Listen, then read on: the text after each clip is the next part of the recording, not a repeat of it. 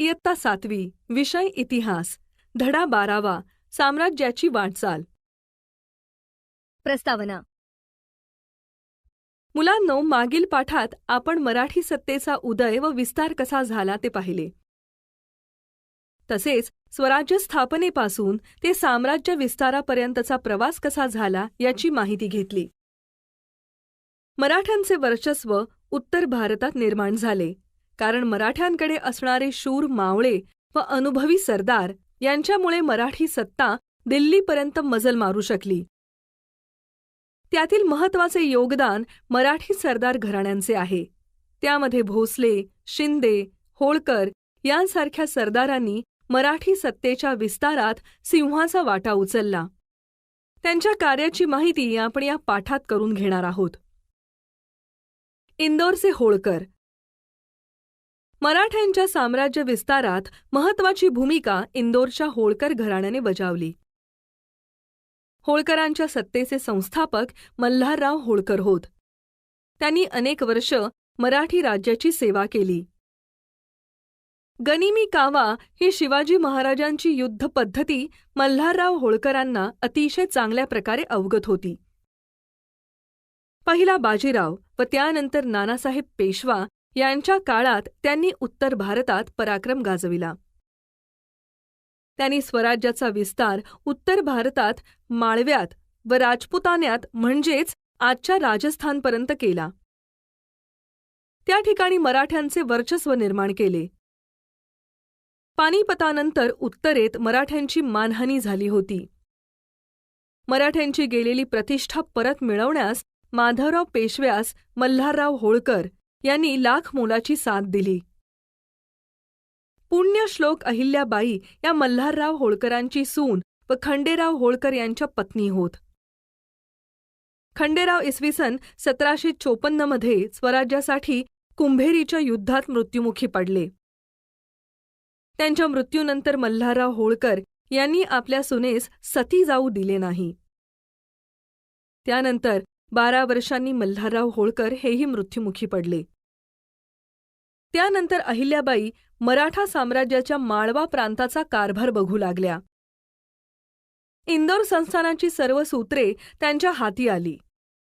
त्या थोर, विचारपूर्वक निर्णय घेणाऱ्या व उत्तमरित्या राज्य चालविणाऱ्या प्रशासक होत्या. त्या तत्त्वज्ञानी राणी म्हणून ओळखल्या जात. त्यांनी इंदोरच्या दक्षिणेस असलेल्या महेश्वर या ठिकाणी आपली राजधानी हलवली. राणी अहिल्यादेवी यांनी भारतभरात अनेक हिंदू मंदिरे व नदीघाट बांधले. तसेच पडलेली मंदिरे नव्याने बांधली. पडीक जमिनी लागवडीखाली आणल्या. शेतकऱ्यांना विहिरी खोदून देणे, व्यापार उद्योगाला प्रोत्साहन देणे, तळी तलाव निर्माण करणे यासाठी त्या झटल्या. भारतात चारी दिशांना असलेल्या महत्त्वाच्या धर्मस्थळांवर त्यांनी मंदिरे, घाट, मठ, धर्मशाळा, पाणपोया यांची उभारणी केली. यातून देशात सांस्कृतिक ऐक्य साधण्याचा त्यांचा प्रयत्न दिसून येतो. त्या उचित न्यायदानासाठी प्रसिद्ध होत्या. त्या स्वतः न्यायनिवाडे करत.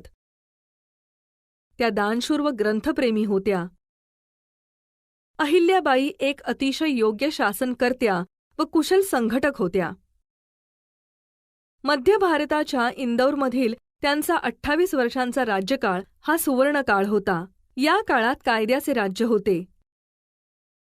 त्यांनी 28 वर्षे समर्थपणे राज्याचा कारभार करून उत्तरेत मराठ्यांच्या सत्तेची प्रतिमा उंचावली. राज्यात शांतता व सुव्यवस्था निर्माण करून प्रजेला सुखी केले. मराठेशाहीच्या उतरत्या काळात यशवंतराव होळकर यांनी राज्य वाचवण्याचा प्रयत्न केला. यशवंतराव होळकर हे तुकोजी होळकरांचे पुत्र होते.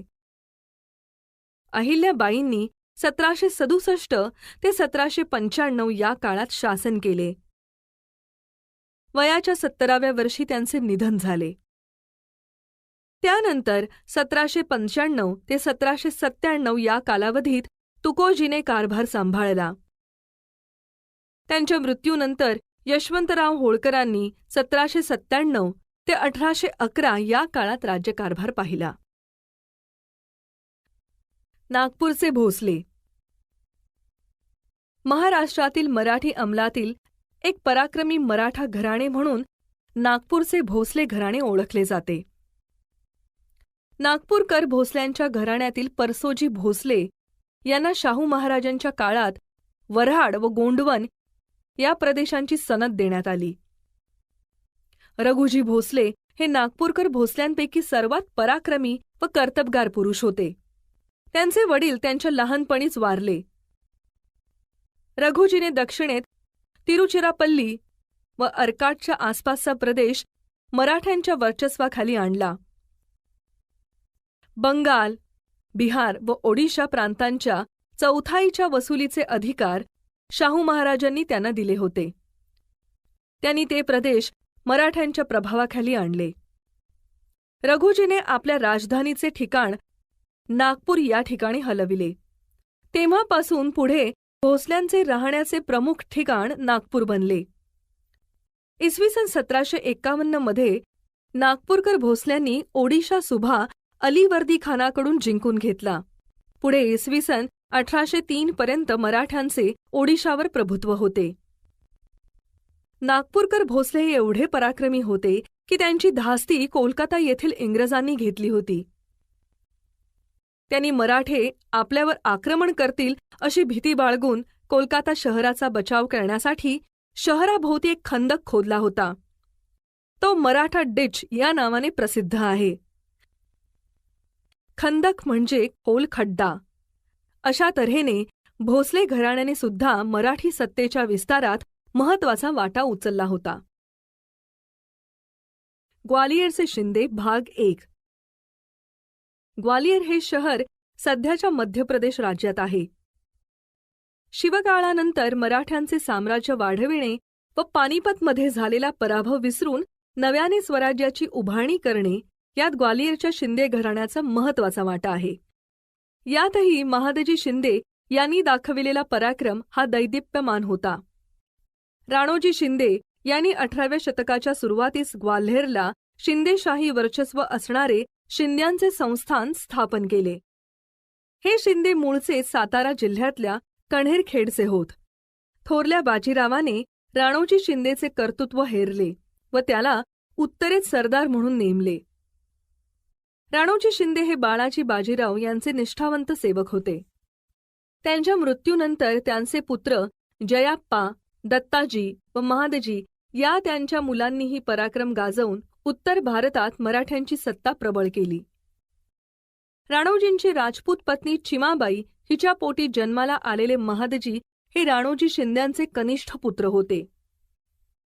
18 जानेवारी 1768 रोजी महादजी शिंदे वयाच्या 40शीत शिंदे घराण्याच्या गादीवर आले.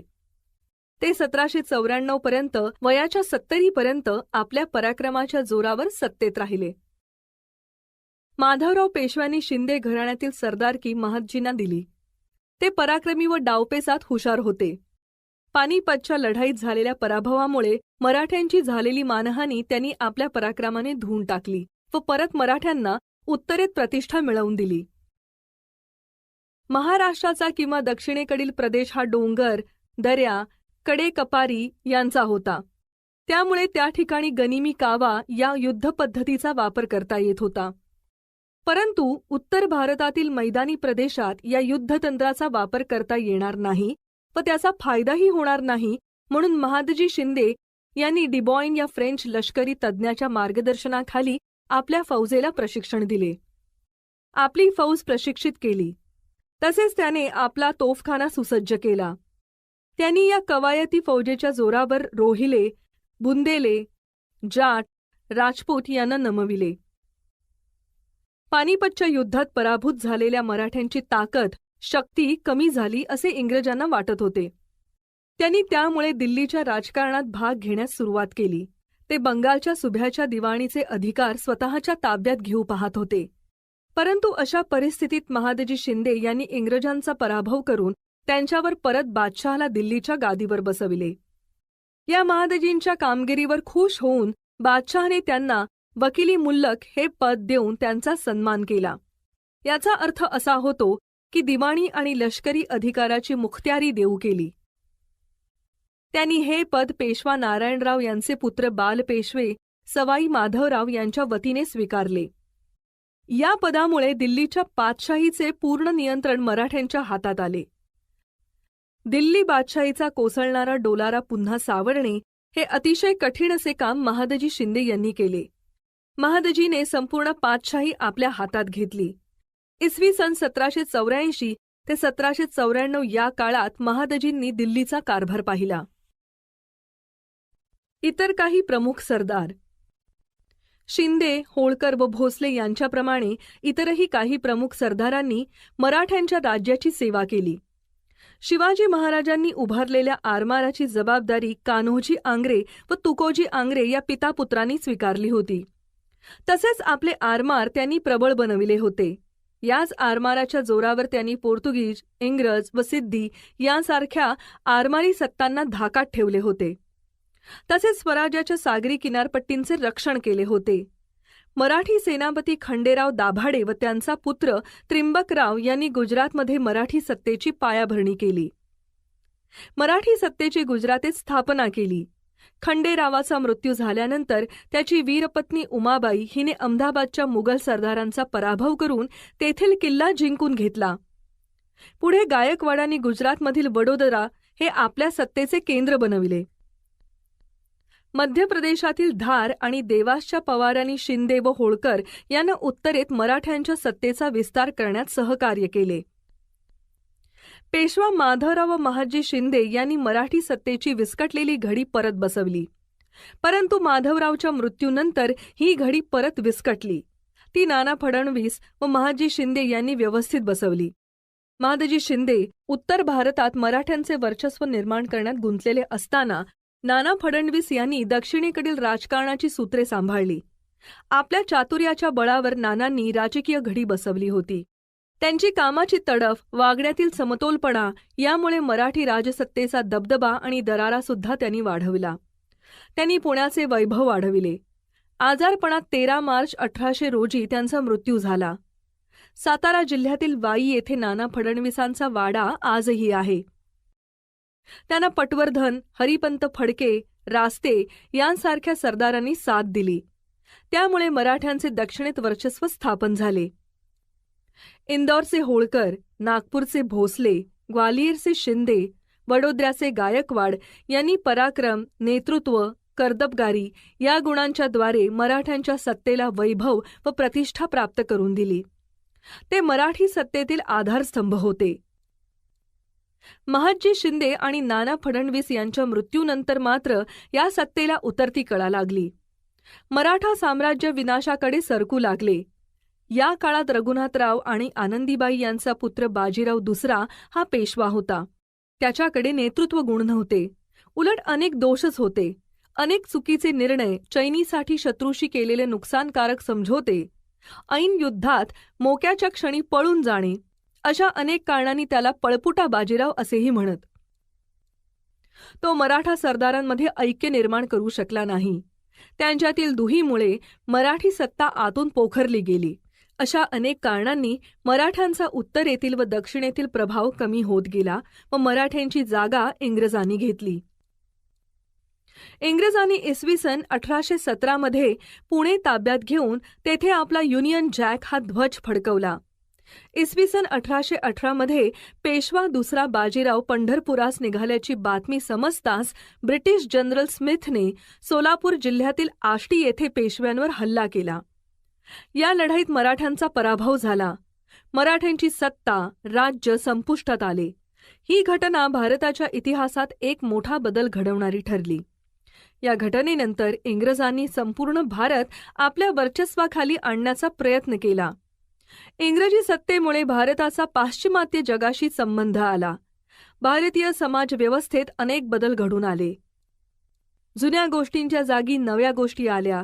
नवे विचार, नव्या संकल्पना जन्मास आल्या. भारतातील मध्ययुगाचा कालखंड समाप्त झाला व आधुनिक कालखंडास सुरुवात झाली.